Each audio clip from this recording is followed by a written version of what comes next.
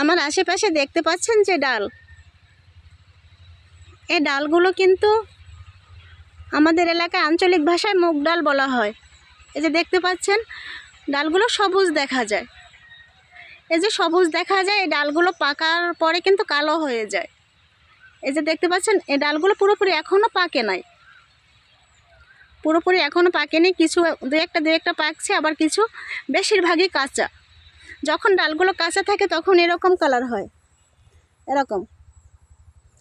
এই ডালগুলো আমাদের এলাকায় আঞ্চলিক ভাষায় মুগ ডাল নামে পরিচিত। কার কার এলাকায় কী নামে ডাকে কিংবা এই ডালের আরও কোনো নাম আছে কি না সেটা আমি আধাও জানি না। যদি কারো জানা থাকে অবশ্যই জানাবেন।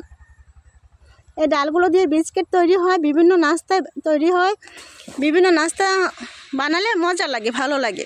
এই ডালগুলো সাধারণত এইসব কাজে বেশি ব্যবহৃত হয়। রান্না করে একটু কম খাওয়া হয়, রান্না করেও খায়, তবে আমাদের এলাকায় একটু কম খায়। তবে এই মুগ ডালের কিন্তু বিশেষ কোনো যত্ন লাগে না, একবার দুবার চাষাবাদ করার পরেই কিন্তু এই ডালটা লাগানো যায়।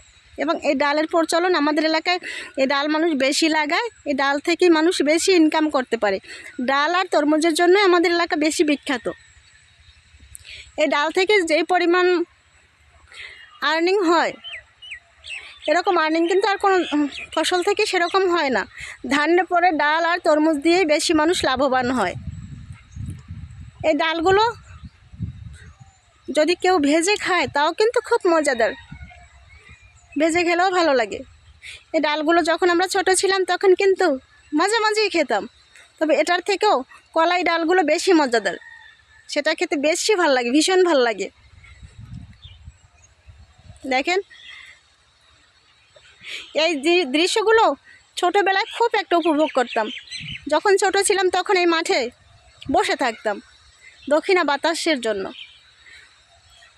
3 জন 4 জন 5 জন একত্রিত হয়ে মাঠে বসতাম, অনেক গল্প করতাম, বেলা শেষে আবার বাড়িতে চলে যেতাম। মাঝে মধ্যে এই দৃশ্যগুলো দেখতাম, এখন আর দেখা হয় না আগের মতো। তবে ফেসবুক প্ল্যাটফর্মে আসার পরে এখন আগের মতো আবার মাঝে মধ্যে নামা হয়, মাঝখানে নামাই হতো না, একেবারেই প্রয়োজনের বাইরে কিংবা নিজে এতটাই ব্যস্ত ছিলাম যে কখনোই নামা হয়নি। এখন মাঝে মধ্যেই নামা হয়।